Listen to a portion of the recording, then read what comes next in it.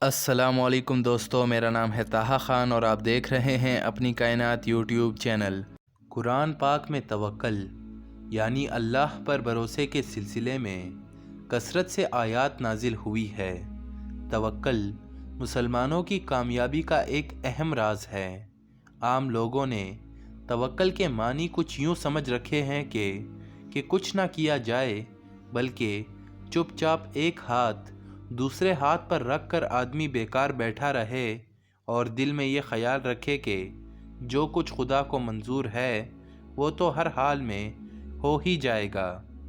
نہ اسباب کی ضرورت ہے اور نہ کسی تدبیر کی حاجت ہے، کیونکہ تقدیر میں جو کچھ لکھ چکا ہے وہی ملے گا اور وہ خود بخود اپنے آپ ہی ہوتا جائے گا۔ لیکن یہ صرف ایک وہم اور غلط نظریہ ہے جو کہ سراسر اسلام کے خلاف ہے۔ مذہب اسلام میں توکل کا یہ مطلب ہرگز نہیں ہے۔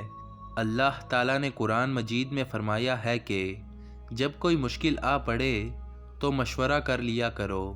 مشورہ کرنے کے بعد جب بات کسی ایک طرف پکی ہو جائے تو پھر اللہ پر بھروسہ کرو۔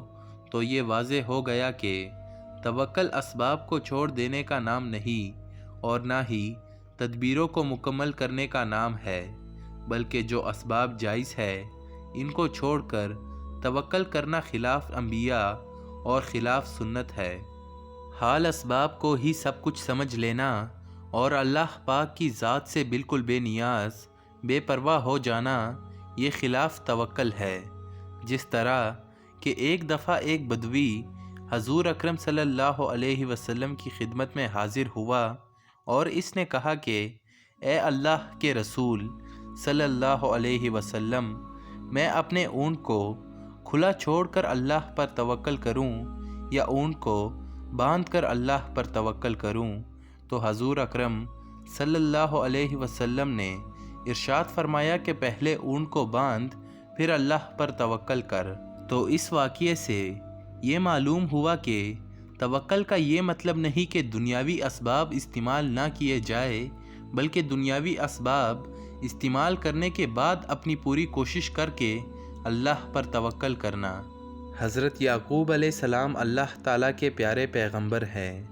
جب ان کے لڑکے مصر کی طرف روانہ ہوئے تو بیٹوں کو بلا کر نصیحت کی کہ اے میرے بیٹو، دیکھو جب تم شہر مصر میں داخل ہوگے تو تمام اکٹھے دروازے سے داخل نہ ہونا، بلکہ مختلف دروازوں سے داخل ہونا تاکہ کہیں نظر بد نہ لگ جائے۔ اس کے ساتھ یہ بھی فرمایا کہ یہ تو ایک ظاہری تدبیر ہے، مگر کام اسی طرح ہوگا جس طرح اللہ نے فیصلہ کر دیا ہے۔ توکل اللہ پر ہی کرنا۔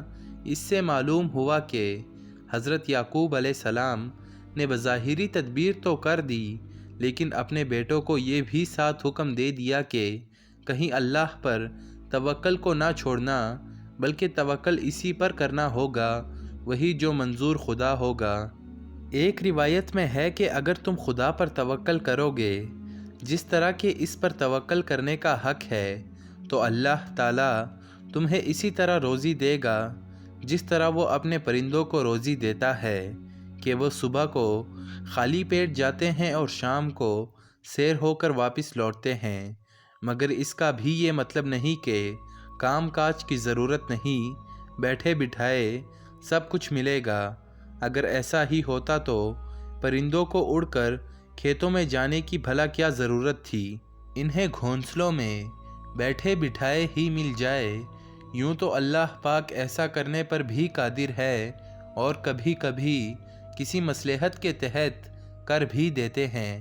جیسا کہ میدان رتیہ کے اندر بنی اسرائیل کو رزق ملتا رہا، مگر عام قانون اسباب کے ساتھ ہی ہے۔ ایک مقام پر ارشاد ہوتا ہے کہ جو اللہ تعالیٰ سے ڈرتا رہا تو اللہ تعالیٰ اس کو مشکلات سے نکلنے کا کوئی رستہ بنا دے گا اور وہاں سے اس کو روزی دے گا جہاں سے اس کو وہم و گمان تک بھی نہ ہوگا۔ اور جو بھروسہ کرے اللہ پر تو وہ اس کو کافی ہے۔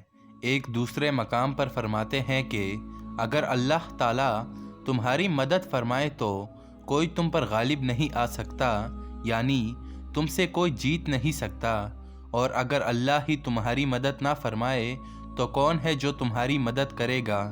تو جب اللہ تعالیٰ کے سوا مدد کرنے والا، مشکلات کو دور کرنے والا اور کوئی نہیں ہے، تو پھر اللہ پاک پر ہی مسلمانوں کو بھروسہ کرنا چاہیے۔ اللہ ہر مسلمان کو نیک راستے پر چلنے کی توفیق عطا فرمائے، آمین۔ دوستو، اگر آپ کو یہ ویڈیو پسند آئی ہو یا توکل کا مطلب سمجھ آیا ہو تو اس ویڈیو کو لائک کر دیں اور چینل کو لازمی سے سبسکرائب کر دیں۔ آج کے لیے صرف اتنا ہی، ملتے ہیں انشاءاللہ اگلی ویڈیو میں۔ اللہ حافظ۔